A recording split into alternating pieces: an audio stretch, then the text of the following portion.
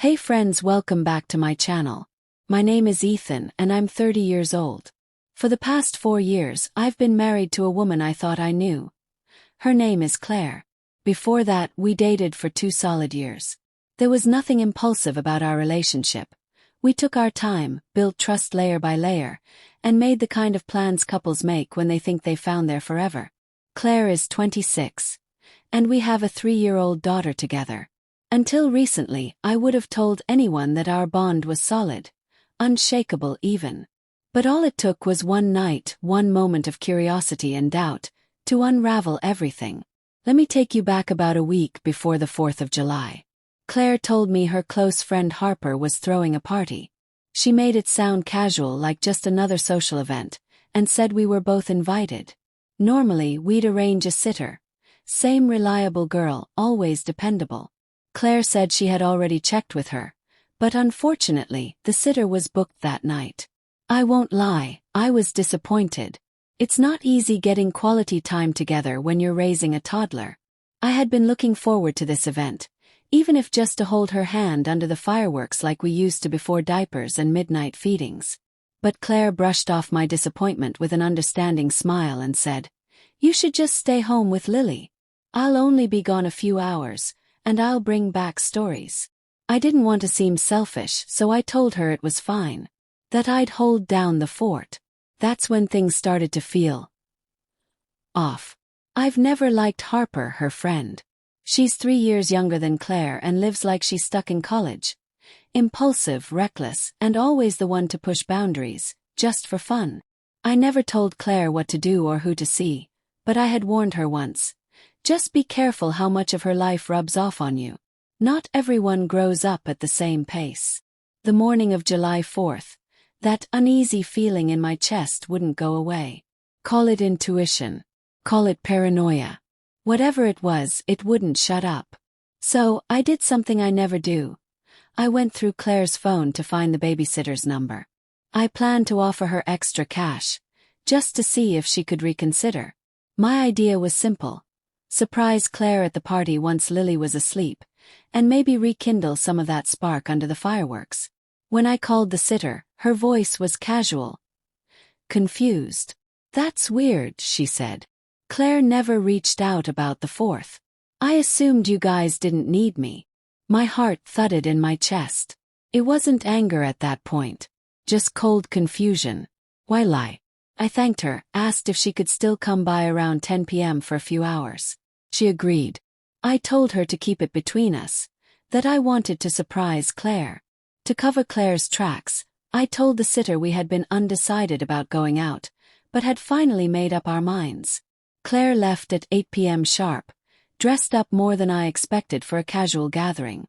As soon as the sitter arrived, I made sure Lily was settled, then headed to the address Claire had mentioned days before. I didn't even know what I expected to find. Part of me thought maybe she wasn't even there. But she was.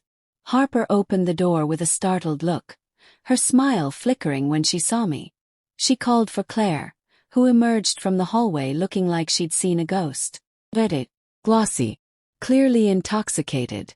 But that wasn't the part that hurt. It was how cold she became, how annoyed she looked when she saw me. "What are you doing here?" she asked, like I was some random stranger crashing her private night out. I told her the sitter was with Lily, and I just wanted to spend the holiday with her. She barely acknowledged it, just kept nervously glancing toward the back patio. That's when I noticed the party crowd. About 15, maybe 20 people. Most of them men.